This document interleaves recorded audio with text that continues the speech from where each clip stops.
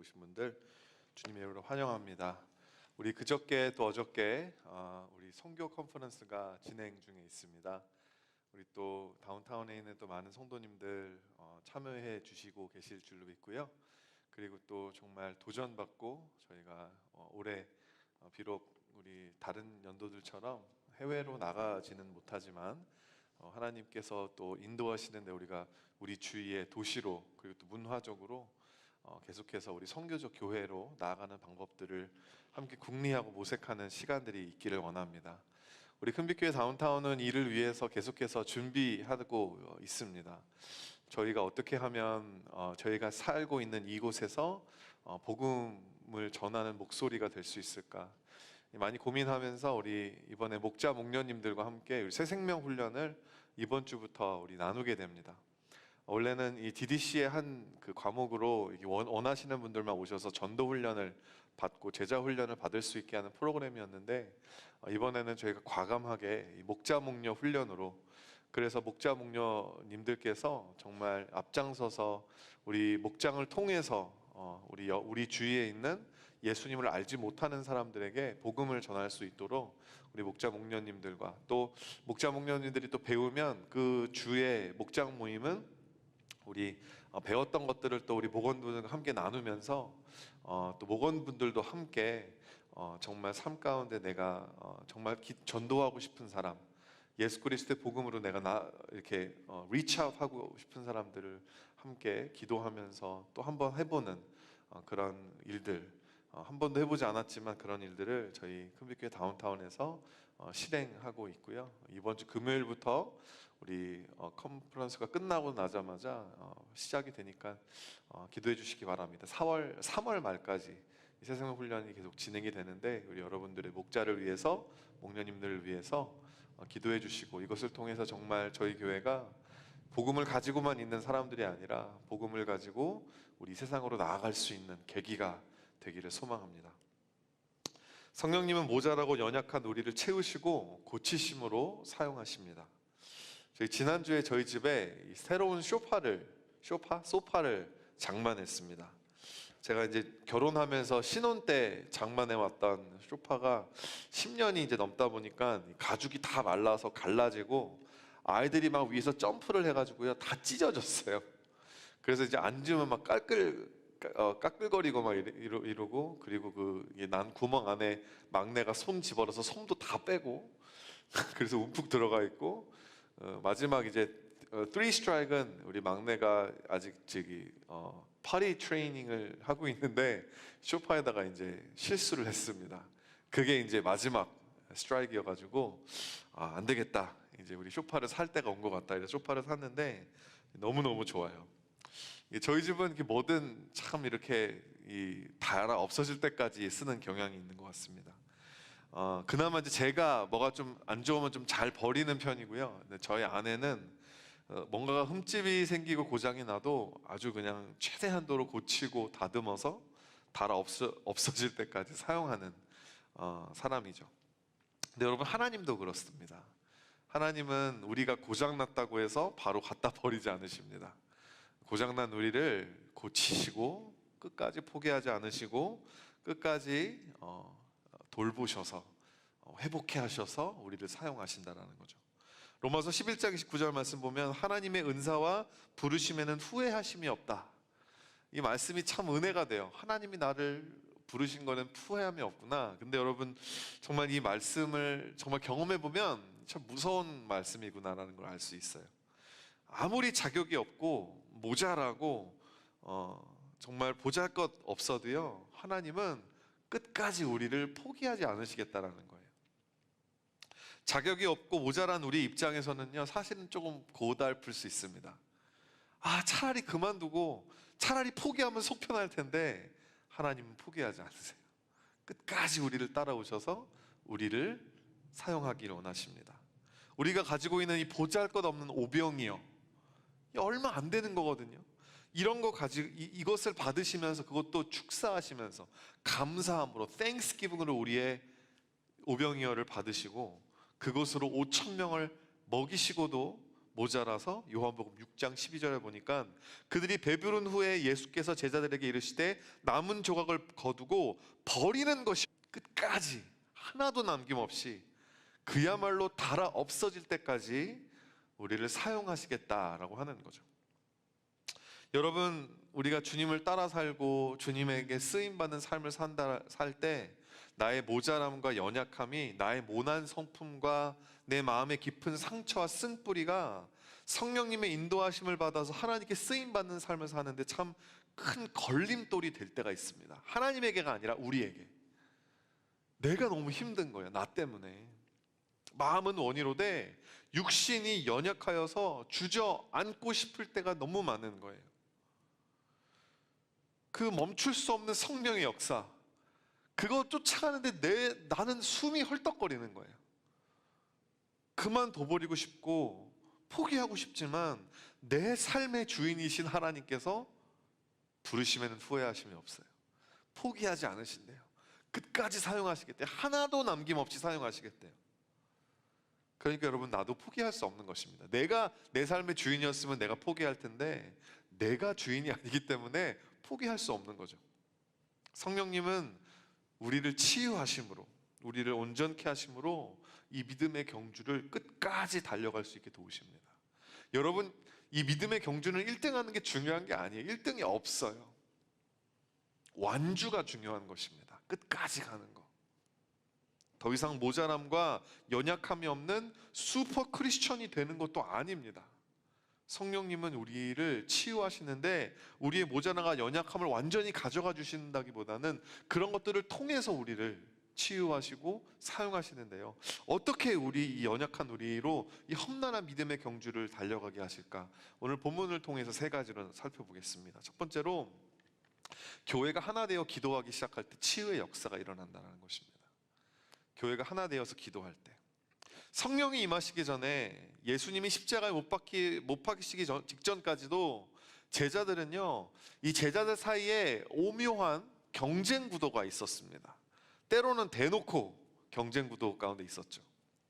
근데 이런 것들은 여러분, 이 부모님으로부터 배웠던 버릇이었어요. 마태복음 20장 20절과 21절 보니까 그때 세베대의 아들의 어머니가 그의 아들들을 데리고 예수께 와서 절하며 무엇을 구하니 예수께서 이르시되 무엇을 원하느냐 이르되 나의 이 2 아들을 주의 나라에 하나는 주의 우편에 하나는 주의 좌편에 앉게 명하소서. 예수님에게 찾아와서 치맛바람을 막 휘두르는 거죠. 어머니가 찾아와서 우리 아들 오른쪽 왼쪽에 앉혀주십시오. 경쟁에서 승리할 수 있도록 라인을 잘 설 수 있도록 하게 해주십시오. 심지어는 제자들이 예수님이 지금 심각하게 자기의 마지막에 대해서 말씀하시면서 이 마지막 만찬을, 최후의 만찬을 나누시는 자리에서 누가복음 22장 24절 보니까 그들 사이에 그중 누가 크냐 하는 다툼이 난지라.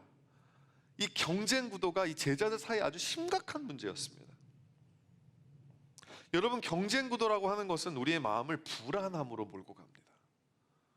우리의 마음의 안정감과 평강과 하나님이 주시는 기쁨을 뺏어가는 것이 이 경쟁심입니다. 경쟁 구도 가운데 우리는 잘못된 자의식을 가지게 돼요. 뭐죠? 경쟁에서 이기면 내가 가치가 올라가면서 교만해집니다. 스스로 하나님인 줄 압니다. 근데 그 경쟁에서 지면 어떻게 돼요? 자책에 빠지고 자기 연민에 빠지고, 어떤 사람은 자기 혐오, 어떤 사람은 원망, 다른 사람을 탓하고, 우리 엄마 때문에, 우리 누구누구 때문에 어떤 사람이 나에게 상처를 줘서 내가 지금 이렇게 이 세상에서 뒤처져 있어. 여러분, 하나님의 무조건적인 사랑과 은혜를 여러분 경쟁 구도 속에 가지고 들어와서 하나님, 나에게 힘을 주셔서 저 사람 좀 이기게 해주세요. 이런 식으로 왜곡된 신앙을 가지게도 만들고요. 하나님의 그 무조건적인 사랑과 은혜를 가볍게 여기는 것입니다. 하나님 우리를 무조건적으로 사랑한다고 하셔도 그거에 별 감흥이 없는 거예요. 왜? 마음이 너무 경쟁 구도 가운데 굳어져 버렸기 때문에. 제자들 사이에 경쟁이 가장 치열했던 둘은요, 예수님과 가장 가까웠던 베드로와 요한이었습니다. 요한은 항상 예수님의 품에 안겨 있었던, 그 자리를 떠나지 않았어요. 저희 막내 아들 같아요. 제 막내 아들은 항상 소파에 앉으면 아빠 자리에 앉고요. 막 형이나 누나가 오면 못 오게 막습니다. 자기 여기 내 자리라고. 요한이 그랬어요. 예수님의 품에만 안겨 있었어요. 예수님의 사랑하시는 제자라고 스스로를 표현합니다.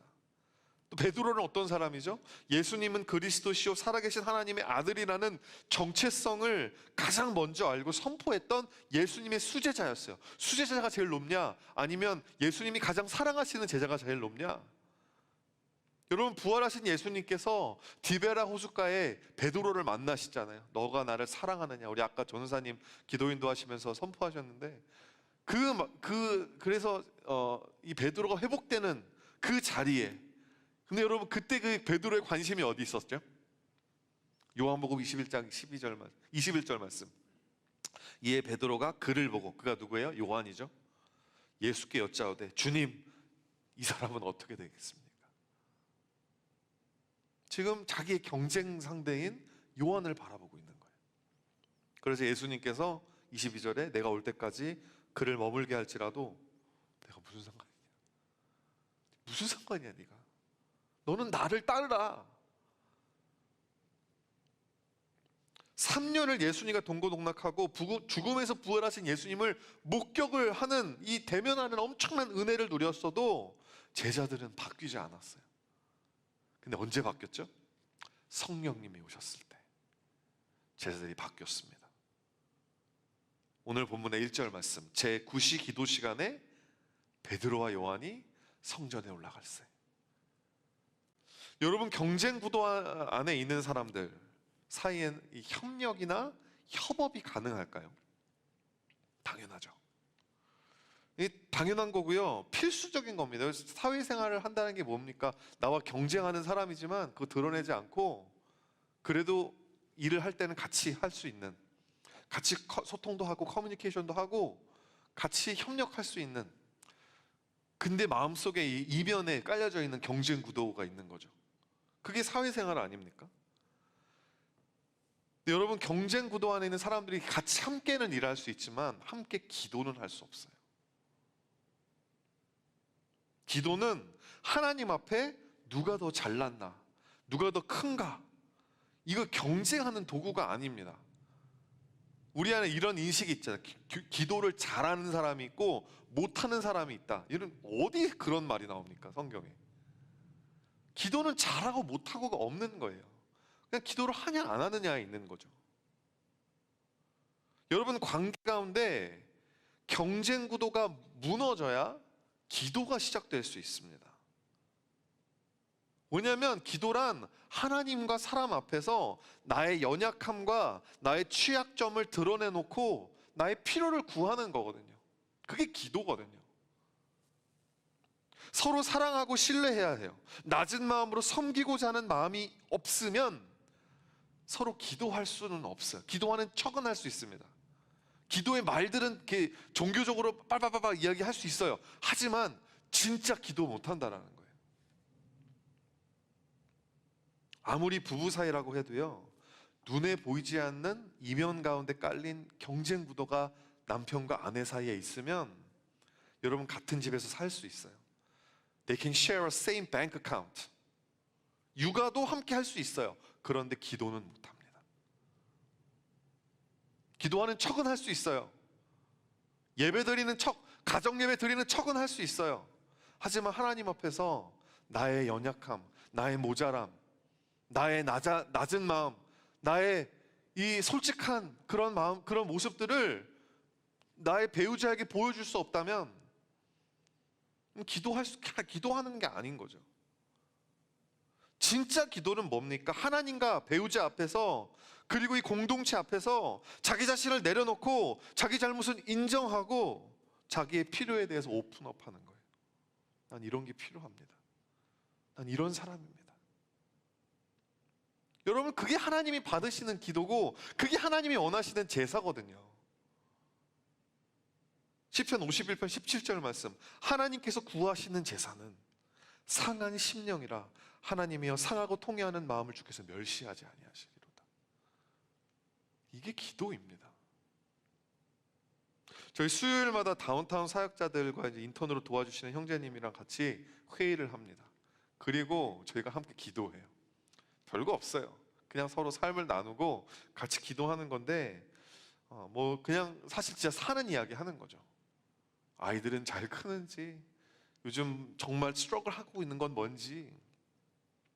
진짜 그때는 저는 그런 마음으로 해요. 다른 분들은 모르겠는데 그 계급장 떼고 같이 함께 그리스도인으로서, 형제들로서 같이 마음을 나누는 시간인데요, 저한테는 그 시간이 얼마나 귀중한지 모릅니다. 여러분, 목회자들 사이에서도요, 뭐 아시는지 모르시는지 모르겠지만 눈에 보이지 않는 경쟁 구도가 있을 때가 많아요. 왜 서로 비교 안 하겠습니까? 우리도 죄인들인데. 그런 마음을 계속 무너뜨리는 거예요. 오픈업 하는 걸 통해서, 깨어지는 것을 통해서. 여러분, 목장들은 물론 교회 안에 있는 많은 사역들을 감당하는 팀들이 있고 공동체들이 있는데요, 이런 기도의 시간들이 시작되기를 바랍니다. 여러분, 기도하지 않고 같이 일할 수 있어요. 사역할 수 있어요. 근데 여러분, 정말 여러분이 성령 안에서 치유받을 준비가 되셨다면 그때부터는 기도합니다. 사역팀이라고 사역만 하면 안 돼요. 목자가 자기 목장 목양만 하면 안 됩니다. 나에게 주어진 일이 뭔가, 내 잡 디스크립션이 뭔가. 여러분, 교회를 섬긴다라는 것은 it's so much more than that. So much deeper than that. 베드로와 요한처럼 시간을 정해놓고 함께 기도하는 시간을 반드시 가지십시오. 기도하는 척하는 게 아니에요. 형식적으로 그냥 하는 게 아니에요. 정말 내 안에 연약함이 무엇이고, 모자람이 무엇이고, 내 안에 하나님의 도우심이 필요한 부분들이 무엇인지를 드러내놓고 이야기하는 거죠. 그리고 서로를 위해서 감싸 안아주고 긍휼한 마음으로 서로 예수 그리스도의 보혈을 덮어주면서 기도하는 것입니다. 오늘 본문에 나오는 제 9시가요, 여러분, 공교롭게도 저희 중보기도 팀이 기도하는 시간입니다. 오후 3시. 중보기도 팀에서도 여러분, 중보기도 팀원들 뿐만이 아니라 우리 성도들이 다 더 많이 와가지고 기도하는 걸 원하시더라고요. 여러분, 그렇게 같이 함께 오셔서 기도하는 할 때 여러분, 그때 치유의 역사가 일어나게 되는 것입니다. 의도적으로라도 우리가 그렇게 해야지만이 우리의 죄된 마음은 우리도 모르는 사이에 비교의식에 사로잡혀 버리고 나도 모르는 사이에 경쟁 구도가 형성이 되기 때문에 의도적으로 그걸 깨지 않으면 안 된다는 것입니다. 성령님의 인도하심을 받기 원하세요? 하나님의 마음이 무엇인지 알기 원하세요? 이 세상의 경쟁 구도 가운데서 학습된 이 건강하지 못한 자의식, 한국에서 오시는 우리 성도님들 같이 새신자 교육하면서, 새가족 교육하면서 이야기 나눠보면 캐나다가 뭐가 좋습니까? 물어보면요, 캐나다는 느긋해서 좋대요. 한국은 너무 경쟁 구도가 치열하고 그래서 정신없이 살아야 되는데 여기는 그래도 좀 편안하대요. 여러분, 그런 치유가 정말 있으려면 우리 마음 가운데 그런 성령님이 주시는 평강이 자리 잡아야 하지 않겠습니까? 나의 마음을 낮추고 함께 기도하기 시작할 때 그런 일들이, 치유의 역사가 일어날 줄 믿습니다. 두 번째로, 여러분, 우리에게 있는 것들이 무엇인지를 알게 될 때 치유의 역사가 일어나게 됩니다. 베드로와 요한이 기도하러 성전에 올라가는 길에 미문이라는 성전의 문에 구걸하는 한 지체 장애인이 있었습니다. 하루 이틀 있었던 사람이 아니에요. 그 당시 성전에 들어가려면 이 성전세, 아니면 이 가난한 사람들에게 구제를 하는 그런 헌금을 사람들이 항상 가지고 있었어야 됐기 때문에 이제 사람들한테 구제할 수 있는 구제비를, 영어로 alms를 달라고 구걸을 하는 사람 중에 하나였던 거죠. 그리고 이 성전을 들어가는 입구예요, 미문은. 그래서 모든 사람이 출입을 거기로 하기 때문에 이 명당 자리인 것입니다. 베드로와 요한이 평생에 예루살렘을 드나들면서 여러분, 이 사람을 얼마나 많이 봤겠어요. 근데 여러분, 성령으로 충만했던 그들이 하루는 이 거린이 보이게 된 것입니다. 그래가지고 이 거린을 딱 주목하면서 우리를 보라 이야기를 한 거죠. 그러니까 이 미문에 앉아 있었던 지체장애자 이 거린이 얼마나 반가웠겠어요. 아, 나에게 돈을 주나 보다 이러면서 이제 무엇을 얻을까, 오늘 보면 5절에 그가 그들에게 무엇을 얻을까 이렇게 바라봤죠. 둘이 눈을 마주치고 그 순간이 있었을, 그 긴장감의 순간이 있었을 것입니다. 이 거리는 돈을 요구하는. 근데 여러분, 사도들이 그 베드로가 어떻게 이야기하죠? 6절 말씀에 베드로가 이르되 은과 금은 내게 없거니와 내게 있는 이것을 내게 주노니 나사렛 예수 그리스도의 이름으로 일어나 걸어라. 여러분, 누군가의 눈을 탁 마주쳤어요. 그 사람이 나에게 원하는 게 있어요. 그게 원하는 게 뭔지 아는데 나한테는 그게 없어요. 여러분, 그럴 때 우리가 느끼는 감정이 무력감입니다. 특별히 그냥 나랑 상관없는 사람이 모르는데 정말 내가 사랑하는 사람이 뭔가 엄청나게 절실한 게 뭔가를 필요로 하고 있는데 내가 그걸 채워줄 수 없을 때 드는 조급함이 있어요. 무력감이 있습니다. 여러분, 이 병에 들어서 막 신음하고 고통당하는 자녀를 바라보는 부모의 마음, 이게 오죽하면 내가 대신 아파주고 싶다라는 말을 합니까? 이 아이가 빨리 병이 낫고 건강하기를 얼마나 원해요. 하지만 내가 해줄 수 있는 게 아무것도 없는 거예요.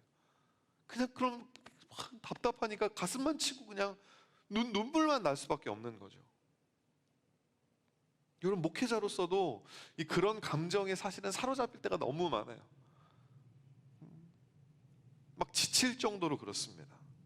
많은 성도님들께서 목사인 저에게 찾아와서 고민을 털어놓아 주시고 조언을 구하지만 여러분, 해줄 수 있는 일도 없고 뭐 해줄 말을 찾을 수 있을 정도, 찾을 수조차 없을 때가 많이 있어요. 여러분, 그래서 사람들이 저를 바라보면서 이러저런 것들을 막 기대하는 눈빛으로 바라보는 것 같으니까 때로는 여러분, 제가 어떻게 하는지 아세요? 있는 척합니다. 없는데. 잘 모르면서도 막 아는 척하고요. 잘 못하면서도 잘하는 척하고요. 그 개뿔도 없으면서 막 있는 척하는 거예요. 어떤 자격이 있어서가 아니라 하나님께서 은혜를 부르셨기 때문에 그냥 저도 이렇게 목회를 하고 있는 것 뿐인데, 실제로는 무력하고 무능하기 짝이 없는 한 인간일 뿐인데, 저는 그래서 오늘 본문을 읽으면서 이 베드로의 고백이 너무 은혜가 되는 거예요. 금과 은은 내게 없거니와. 난 없어요. 사람들이 기대하는 것들 나한테는 없어요. 여러분, 무력감으로부터 치유를 받기 원한다면 먼저 나에게 없는 것이 무엇인지를 알고 고백해야 합니다. 인정해야 합니다. 여러분, 부모라고 해서 어떻게 자녀들의 필요들을 부모가 다 채워줄 수 있습니까? 원하죠. 하지만 불가능한 거예요. 목사라고 해서 성도님들의 필요에 다 응답해 줄 수 없는 것입니다. 불가능한 것이에요. 목자라고 해서 모든 목원 상태, 신앙 상태를 다 파악하고 다 책임지고 가는 거 아닙니다. 그냥 조금 도와주는 조력자 역할만 잠깐 해주는 것 뿐이에요. 여러분, 결혼했다고 해서 남편이 아내에게, 아내가 남편에게 서로가 서로에게 행복을 책임져줘야 되는 거 아니라는 거예요. 우리 안에 있는 무력감은요, 잘못된 책임감에서 나옵니다. 내가 할 수 없는데 할 수 있는 것이 스스로를 속이니까, 나는 이런 사람이 되어야 되는데 그게 아니니까 그 갭 때문에, 그 차이 때문에 무력감이 오는 거예요. 여러분, 우리가 성도라면 우리의 신앙은 어떤 목사님이나 어떤 사람이 아니라 내가 책임져야 됩니다. 배우자가 나의 행복을 책임져 줘야 되는 사람이 아니에요. 그러려고 결혼하는 거 아니라는 거죠. 잘못된 기대는요, 나의 불행을 자꾸만 다른 사람의 탓으로 돌리게 돼요. 자기 자신을 객관적으로 보지 못하게 하는 거죠. 내 신앙과 내 행복은 내 책임이라는 것입니다. 그렇다면 여러분, 오늘 본문의 그런 포인트는 뭐예요? 우리 안에 있는 게 뭐냐라는 거예요. 베드로와 요한 안에 있는 것은 무엇이었냐라는 거예요. 다시 한번 3장 6절 말씀입니다. 은과 금은 내게 없거니와 내게 있는 이것을 내게 주노니. 내게 있는 게 뭐예요? 예수 그리스도의 이름으로 걸어라. 우리는 모자라고 연약한 질그릇이지만 이 질그릇 안에 예수 그리스도라는 보배가 담겨져 있는 거죠. 여러분, 이거 믿으십니까? 여러분 안에 이 세상을 지으시고 우리를 이처럼 사랑하셔서 우리를 위해 십자가를 지시고 부활하시고 승천하셔서 오늘날 지금 우리도 우리를 위해서 중보하고 계신 이 예수님께서 우리 안에 계시다라는 거, 여러분 그거 믿으시냐라는 거예요. 요한복음 17장 21절 말씀에 아버지여, 아버지께서 내 안에, 내가 아버지 안에 있는 것 같이 그들도 다 하나가 되어 우리 안에 있게 하사 세상으로 하나님 아버지께서 나를 보내신 것을 믿게 하옵소서. 믿으시냐라는 거예요. 예수님이 내 안에 계시다라는 거.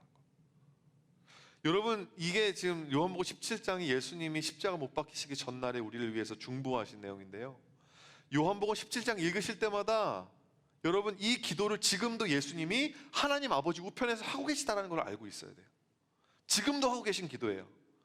주님, 주님이 택하신 저 백성들이 내가 저들 안에 있다는 것을 믿게 해주세요. 그냥 관념적으로만, 생각적으로만 아는 것이 실질적으로 체험하게 해주세요. 성령님을 통해서 예수님이 그들 안에 살아 숨쉬고 계시다는 것을 알게 해주세요라고 오늘도 우리를 위해서 중보하고 계신 줄 믿으시길 바라요. 여러분, 그렇다면 우리 안에 예수님이 계신지 안 계신지를 어떻게 할까요? 오늘 본문 말씀 통해서 두 가지만 살펴보면, 우리 안에 그리스도 예수가 있을 때 첫 번째로 하나님 아버지를 기쁘게 하고자 하는 마음이 솟아납니다. 당연한 거예요. 예수님이 세례 요한에게 세례를 받으셨을 때 이 자신의 아들을 소개하는 하나님 아버지의 음성이 하늘에서 들립니다. 뭐라 그러시죠? 마태복음 3장 17절에 이는 내 사랑하는 아들이요 내 기뻐하는 자라. 그렇죠? 그러니까 여러분, 예수님이 우리 안에 살아계신다면 하나님 아버지가 지금 우리를 그렇게 바라보고 계셔야 되는 거예요. 이는 내 사랑하는 아들이고 사랑하는 딸이고. 여러분, 그래서 우리가 예수님 우리 안에 계시기 때문에 우리가 하나님 아버지의 양자가 되는 거죠. 자녀가 되는 거죠. 그리고 아버지께서 기뻐하시는 존재가 되는 건데요, 우리가 하나님 아버지의 사랑받는 자녀가 되는 것은 무조건적인 은혜인데 하나님의 마음에 기쁨이 되는 것은 사실 조건적입니다. 하나님이 기뻐하실 만한 일들을 해야 돼요. 그런 삶을 살아야 돼요. 그래야지 하나님에게 기쁨이 되죠. 시편 1편 1절부터 3절 말씀 메시지 성경을 보면 그대 하나님께서 좋아하실 수밖에, 하나님께서 좋아할 수밖에 없는 사람이 되어야 돼요. 그런 사람 어떤 사람이죠? 죄악의 소굴에 들락거리길 하나 망할 길에 얼씬거리길 하나 배웠다고 입만 살았길 하나 오직 하나님 말씀에 사로잡혀 밤낮 성경 말씀 곱씹는 그대, 에덴에 다시 심긴 나무 달마다 신선한 과실을 맺고 잎사귀 하나 지는 일 없이 늘 꽃 만발한 나무라네. 그런 삶을 사는, 하나님의 말씀에 붙들려서 철을 조차 열매를 맺고 하나님의 마음에 기쁨을 주는 그런 삶을 사는 사람. 물론 우리에게 그런 능력이 없죠. 근데 우리 안에 예수 그리스도가 계시기 때문에 우리에게 그렇게 하고자 하는 마음이 솟아난다는 것입니다. 아버지를 기쁘게 하고자 하는 마음이 생기면 아버지께서 기뻐하시는 일이 무엇인지를 두리번 거리면서 살펴보게 되는 거예요. 그런 열정이 생기게 되는 거예요. 우리 어저께 우리 도시선교 우리 컨퍼런스 보면서 너무 은혜가 많이 있었어요. 우리 또 우리 패널 가운데 또 우리 다운타운에 우리 지체들 많이 참여해 주셔가지고 참 좋은 질문들 너무나 수고하셨습니다. 여러분, 무엇입니까? 우리가 해외에 나가서만 선교하는 것인 줄 알았는데 그게 아니라 우리 주위에 아버지께서 기뻐하실 만한 일들이 너무나 많이 있다라는 거예요. 우리가 마음의 문을 열고 그런 것들이 무엇이 있을까 좀 고민하고 기도하기 시작하면, 여러분, 성전 미문을 그렇게 많이 드나들었지만 보지 못했던 사람을 사도 베드로와 요한이 성령이 충만하니까 그 사람이 보였던 것처럼 우리의 눈에 하나님을 기쁘시게 할 일들이 무엇인지가 보이기 시작한다는 것입니다. 어떤 종교적인 의무감으로 하는 것이 아니에요. 자발적으로, 기쁨으로, 말씀을 통해서, 말씀을 그냥 읽으면 그냥 내가 말씀 지식을 채워야겠다라는 게 아니에요. 이 말씀을 통해서 하나님을 기쁘시게 하는 일들이 무엇인지를 내가 알아보고 싶다라는 그런 마음으로 성경을 읽게 되는 것입니다. 저절로 묵상이 되는 거예요. 저절로. 나는 지금 잘 살고 있나? 이런 질문들, 우리 인생에 너무나 중요한 질문들을 막 해볼 수밖에 없게 되는 거죠. 왜? 내 안에 하나님 아버지를 기쁘시게 하고자 하는 그 열망이 있기 때문에. 하고는 싶은데 시간이 나면 해야겠다. 처음에는 그렇게 반응하다가 끝내는 아니다, 시간을 만들어야겠다. 내가 시간을 만들지 않으면 시간이 생기지 않는구나. 여러분, 그래서 우리가 하게 되는 그 일이 바로 우리의 사명이 되는 것입니다. 여러분, 그리스도 예수가 그 안에 있으면요, 사명이 있어요. 베드로와 요한처럼. 베드로와 요한은 원래는 그냥 성전을 왔다 갔다 할 때는 그냥 종교적으로서 그냥 왔다 갔다 한 건데, 성령님이 오시고 예수님이 그 안에 살아계시니까 만나는 사람들마다 복음을 전하겠다는 사명이 생기는 것입니다. 여러분, 그 사명이 여러분 안에 있다면 You know for sure 예수님이 여러분 안에 있는 거예요. 또한 여러분, 예수님이 안에 있으면요, 성령의 은사가 나타납니다. 예수님이 내 안에 계시다라는 것은 주어진 사명이 있다라는 거라고 이야기했죠. 근데 하나님은 사명만 주지 아니하시고 사명을 이루기 위한 은사를 또 주십니다. 우리 안에 모자람과 연약함이 물론 있지만 여러분, 그렇다고 여러분이 잘하는 게 아무것도 없는 건 아니에요. 난 잘하는 게 아무것도 없어요. 그거는 마귀의 거짓말입니다. 여러분, 잘하는 게 있어요. 성향적으로 타고난 것들이 있고요, 또 여러분들이 살면서 발견하는 은사들이 있고, 그 은사들이 훈련되어질 때 개발되고, 또 그것이 날카로워지고, 또 그것이 정말 모든 상황에서도 쓸 수 있는, 하나님께서 정말 언제든지 필요하실 때 하나님의 나라를 위해서 쓸 수 있는 도구가 된다라고 하는 거죠. 여러분, 그러므로 내가 할 수 없는 것들 바라보면서, 내가 어차피 못하는 것들 바라보면서, 내가 체인지할 수 없는 것들 보면서 무력감에 빠지는 것은 사실은 얼마나 이게 어리석은 것인지 모릅니다. 금과 은은 내게 없어요. 내가 할 수 있는 것은 한정돼 있어요. 하지만 내 안엔 예수님이 계시고 예수님 때문에 내가 할 수 있는 것들이 있다는 것입니다. 예수님은 절대 우리가 할 수 없는데 요구하지 않으세요. 그 얼마나, 여러분, 막 누가 선배가 10불 준 다음에 막 엄청나게 많은 거 사오라 그런 다음에 막 잔돈 5불 남겨오라고, 이거 불가능하잖아요. 하나님이 그러신 분이 아니라는 것입니다. 1000불짜리 미션에 우리를 보내시면 우리에게 1000불 어치에 예비를 해주시는 분이라는 것이죠. 하나님이 다 준비해 주시고 밀어주시고, 우리는 다 된 밥상에 숟가락만 하나 올려놓으면 되는 것입니다. 사랑하는 성도 여러분, 예수님께서 성령님을 통해 지금 여러분 안에 계십니다. 그 믿음으로 삶의 모든 무력감으로부터 치유받는 이 시간이 되시기를 나사렛 예수 그리스도의 이름으로 축원합니다. 일어나 걸으십시오. 마지막 세 번째로, 그 치유의 한도를 우리는 능히 다 알 수 없다는 거예요. 그 치유의 한도. 오늘 본문의 이야기에서 실질적으로 치유를 받은 사람은 누구죠? 바로 성전 미문에서 구걸을 하던 이 한 지체 장애인이었습니다. 우리 본문의 6절부터 8절 말씀입니다. 나사렛 예수 그리스도의 이름으로 일어나 걸으라 하고 오른손을 잡아 일으키니 발과 발목이 곧 힘을 얻고 뛰어서서 걸으며 그들과 함께 성전으로 돌아가면서 걷기도 하고 뛰기도 하며 하나님을 찬송하니. 우리 어저께 봤던 우리 브라질 클란콜란렌지아에서 있었던 그 도시 사역의 장면들이 연상되지 않으세요? 정말 일어나 걷는 사람들, 뛰는 사람들, 그 중독에부터 해방되는 사람들, 참 놀라운 역사가 그곳에 일어나는 것 같은데, 여러분, 동일한 성령님께서 이곳에도 계신데 우리를 통해서도 여러분 왜 그런 역사들이 일어나지 않겠냐라는 것입니다. 그런데 여러분, 이야기는 여기서 끝나지 않아요. 사도행전 4장 끝까지, 그러니까 이 사도행전 3장 10절에서 끝나는 게 아니라 이 이야기가 4장 마지막 때까지 이어집니다. 자, 이 미문 거린의 기적적인 치유 사건으로 인해서 어떤 일들이 생기냐면 9절과 10절 말씀 보니까 모든 백성이 걷는 것과 하나님을 찬송함을 보고 그가 본래 성전 미문에 앉아 구걸하던 사람인 줄 알고 그에게 일어난 일로 인하여 심히 놀랍게 여기면 놀라니라.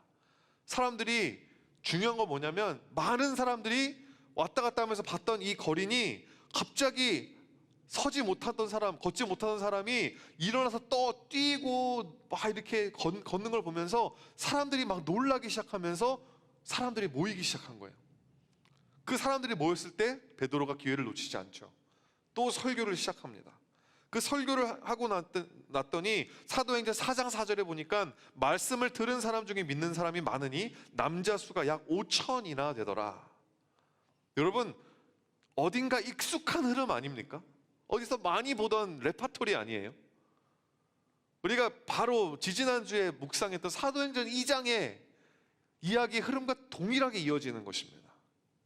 성령님의 초자연적 역사로 기적이 일어납니다. 뭐죠? 2장에서는 사도들이 방언을 해요. 각자 지옥의 말을 막 하기 시작하는 거예요. 3장은 이 치유의 역사가 일어나는 거죠. 근데 그로 말미암아 사람들이 막 놀랍니다. 어떻게 이런 일이 있을 수 있지? 사람들이 모이고 그 많은 사람들이 있는 곳 가운데 복음이 베드로를 통해 선포되고 듣는 사람들이 마음이 찔려서 예수님을 영접하는 일로 이어지면서 마무리는 어떻게 다 끝나죠? 교회가 어떻게 그렇게 성장할 수 있었는지, 초대교회가 어떻게 그 초대교회 성도들이 그 라디컬한 그 순종의 삶이 어땠는지로 마무리가 되는 거예요. 이런 본문으로, 이런 흐름으로 사도행전 2장과 3장과 4장이 동일하게 이어진다는 것을 보게 된다는 거죠. 오늘 본문의 이야기는 그러므로 이 한 사람이 경험한 치유와 기적의 이야기만이 아니라는 거예요. 한 사람의 치유를 통해 복음의 문이 어떻게 열렸는가이고 5천 명이나 되는 사람들이 예수께로 돌아와서 교회가 어떻게 세워졌냐라고 하는 멈출 수 없는 성령의 역사가 어떻게 시작됐느냐라는 이야기를 오늘 하고 있는 것입니다. 사도행전 4장 22절 보니까 이 표적으로부터 병 나은 사람은 40여세나 되었더라. 이 사람의 이름도조차 누가는 몰랐던 것 같아요. 사람들의 이 이야기를 듣고 이걸 기록했을 텐데 사람들 아무도 이 사람의 이름이 뭔지 기억을 못해요. 단 그 사람이 40세 정도 되었었다는 것밖에는.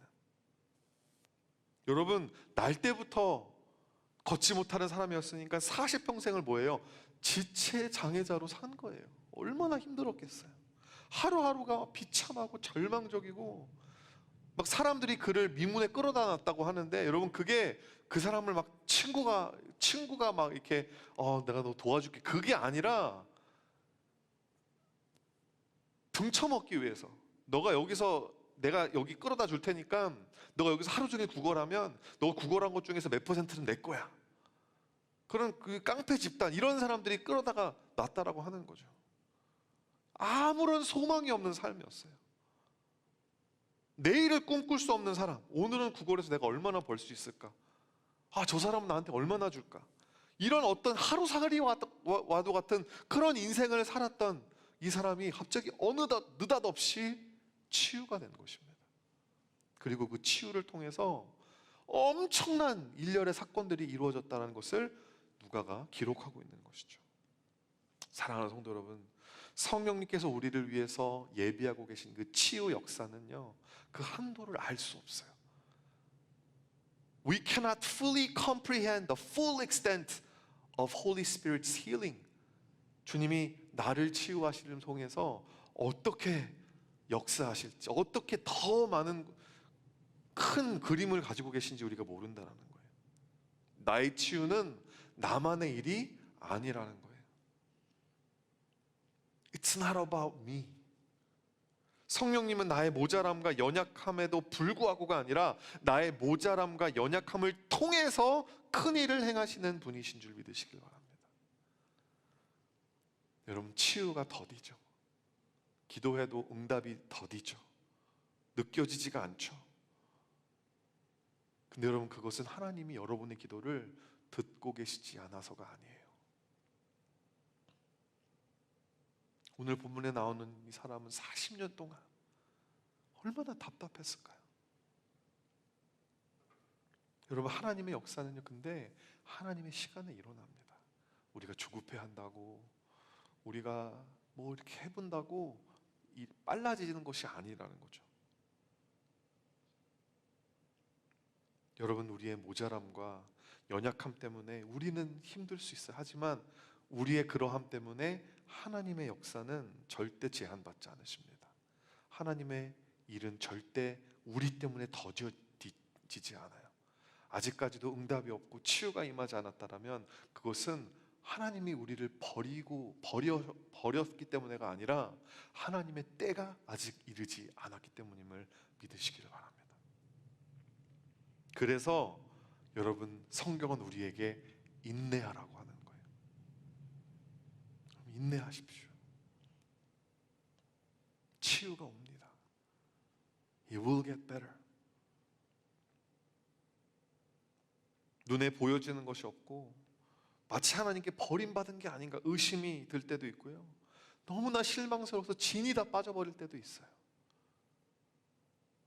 살얼음 위를 걷는 것처럼 매 순간이 조마조마하고 불안한 그런 일상의 연속이 될 수도 있습니다. 하지만 우리가 예수님을 따라 산다는 것은요, 살얼음 위를 걷는 게 아니라 물 위를 걷는 거예요. 로마서 8장 24절부터 25절까지 말씀입니다. 우리가 소망으로 구원을 얻었음에 보이는 소망이 소망이 아니니 보는 것을 누가 바라리요? 만일 우리가 보지 못하는 것을 바라면 참음으로 기다릴지니라. 여러분, 지금 잘 견디고 계십니다. 믿음의 경주는 사실 별거 없어요. 참는 거예요. 끝까지 버티는 것입니다. 상처로부터의 진정한 치유가 뭔지 알려드릴까요? 상처로부터 진정한 치유는 상처로부터 자유케 되는 것입니다. Healing is overrated. 여러분, 이전에 몇 년 전까지만 해도 힐링이라는 단어가 대한민국 사회 전체적으로 아주 그냥 화두가 되는 단어였어요. 뭐 힐링 캠프니, 뭐 힐링, 뭐 산책이니, 뭐 힐링 여행, 모든 게 다 힐링이었어요. 요즘 사람들 많이 힐링에 대해서 이야기하지 않죠. 유행처럼 지나갔습니다. 여러분, 지금 내 문제가 해결되면 행복할 것 같죠? 지금 나의 상처가 치유되면 모든 것이 다 그냥 괜찮아질 것 같죠. 근데 그렇지 않다라는 거죠. 치열한 경쟁 구도 속에 내가 우위를 선점하고 내게 없었던 금과 은이 갑자기 생기고 낮은 자존감이 회복되고 그러면 삶의 무게가 다 사라질 것 같지만 그렇지 않습니다. 우리를 치유하시는 성령님의 목표는 우리로 말미암아 이 모든 것들로부터 우리를 자유케 하시는 거예요. 사도 바울처럼 내가 부함에도 경험할 줄 알고, 내가 부함에도 처할 줄 알고, 내가 가난함에도 처할 줄 아는, 하나님이 나에게 주시는 그 만족감, 예수 그리스도 안에서 내가 누리는 세상은 이해할 수 없는 평강과 기쁨 때문에 나의 상황은 하나도 변한 것이 없지만 하나님 주시는 평강과 기쁨으로 하루하루를 인내하며 살아나갈 수 있는 그 자유함. 여러분, 그게 성령님이 우리에게 주시는 가장 궁극적인 치유인 줄 믿으시기를 바랍니다. Holy Spirit wants to teach us to live beyond our problems, beyond our wounds.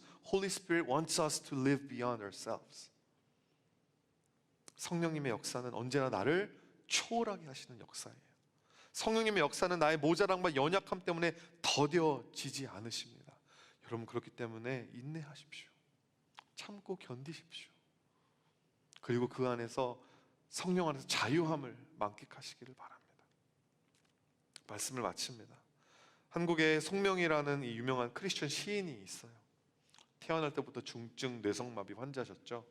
이분이 63년생이시니까 이제 2년만 더 있으면 이제 만으로 60 환갑을 바라보시는 나이인데, 여러분, 오늘 본문에 나왔던 이 치유의 역사가 이분의 삶에는 일어나지 않았어요. 여러분, 이 송명희 시인의 이 시를 우리가 읽어보고, 또 옛날 분이긴 하지만 이분이 쓴 시를 가지고 썼던 그런 찬양들 우리가 들어보면 이분은 참 자유했구나.